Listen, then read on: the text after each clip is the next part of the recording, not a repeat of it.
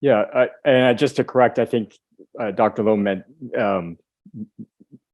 in the McDougall program, we allow a little salt, not right, the olive yes. oil. Yeah, you said olive oil, so No, I mean similar concept where you are yeah, just for right. palatability. Some people probably could tolerate a little bit of olive oil for palatability. Not that it's good for you, but it's tolerated by some. Yeah, and the bottom line, and I'm always about looking at big themes, right? So I'm going to bring it back. What was the word I used with salt? It's relationship.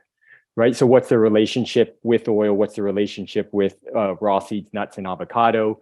What's their BMI? We're a nation that's 70% overweight and obese.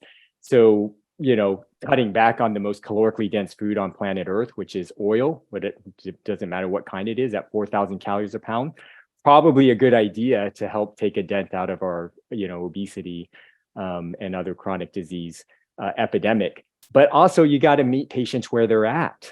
Right. And if you tell someone who's on the standard American diet, hey, from this point forward, 0 oil ever again, not all organic, that could be enough to make a patient decide I can't do that. And so I'm always very careful with patients to say, what's that? What's it?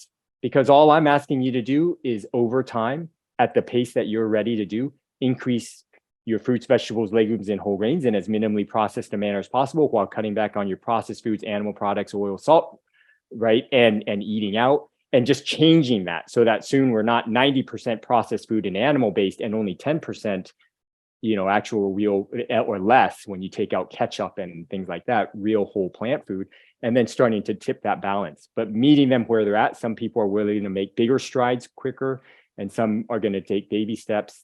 Doesn't mean one's right or wrong. You just got to meet them at and encourage them to go further. And so that would be my approach when it comes to oils, raw seeds, nuts, and avocados, is not to vilify any single one of those so that they have this guilt, shame complex if it ever crosses their lips, but rather to understand their relationship with it. Are they making progress towards their health goals? And if they plateau at a certain point, okay, well, let's look at calorie density and how the quantity of avocados or the quantity or nuts maybe now stopping their progress, and are they willing to cut back further? I'll leave it at that, and then just say, total cholesterol, if possible, less than 150, LDL less than 80.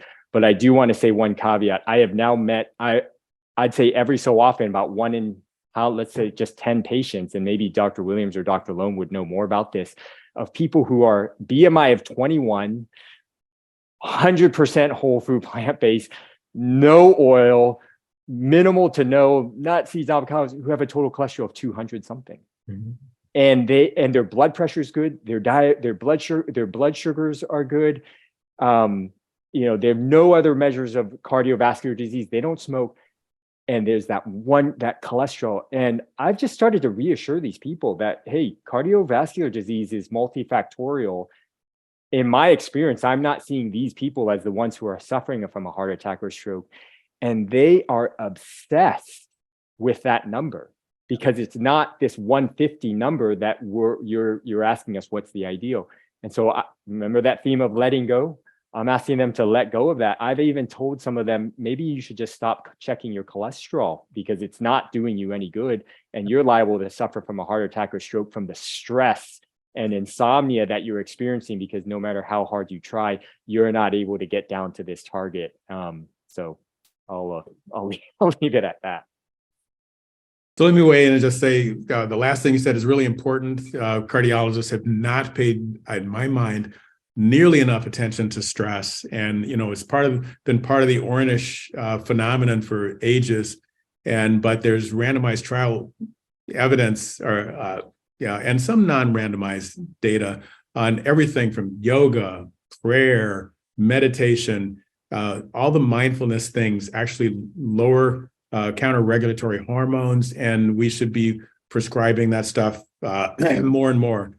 And so, yes, I changed my little acronym that some of you may have heard of how I manage coronary disease. I used to call it, say that they all, that we try to save them. Now I try to say, no, they need to be saved, and adding a D. And so the S is for statin, A is for antiplatelet therapy, particularly after a stent or bypass. V is for vegan, but it's a whole food vegan diet. E is for exercise, and D is now de-stress. But getting to the meat of your question, no pun intended, the LDL cholesterol is the only one I pay attention to. Now, I'm typically playing, 8 to 10 hours of tennis per week. Okay. And if I don't eat 4 times a day, I will wisp away to a vegan thin man, no matter how much weightlifting I do. And so having some calorie density, which oils can add, is actually good for me. And there are plenty of people, like the person Dr. Liv was talking about, BMI of 21. If a person is thin and dyslipidemic, then the fact that, and even with elevated blood pressure, that person might benefit from the olive oil because of the polyphenols. I know it was published about a year ago because you and I were on, Steve. It was you, me, Dr. Esselstyn, and Dr. Our China study guide. Remember that? And the polyphenol thing had just come out, and I sent them the link and saying that olive oil can be really beneficial. Subsequent to that, Emily Rambert and Neil Barnard, they did a randomized trial of vegan versus Mediterranean. And, none of us want any poor fish to die. I mean, we thought that, vegan was going to blow them out of the water. And it was a weight loss trial, and it did win. But the shocker was that the blood pressure reduction with the Mediterranean diet was astounding. So, Neil, what's going on here? Polyphenols, improving vascular function. So, someone with a little bit of high blood pressure, a thin person who needs calories. The other thing that it may not do really badly. Now, don't usually talk, first rule of Fight Club, you don't talk about Fight Club, but I was just in a battle with a journal about an article that we were working on about that contained a kind of a scoring system for how bad food is that you buy in a restaurant. And when I tried to defend fried food being a big minus, the data is really not good. So take a raw potato will have for 100 grams of a raw potato, 0.32 grams of fat. When you fry it and make French fries, it goes up by a factor of 100, okay?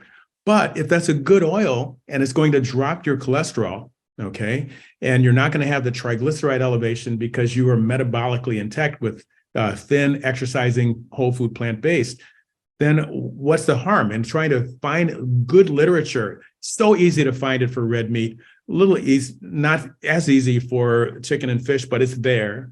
But for fried food, for sugar, it's easy. For fried food, finding the data is not easy. So ended up in a big battle. It's hard because, I know I'm a journal editor as well. The reviewers have the power. So, I lost that battle, but I'll keep at it.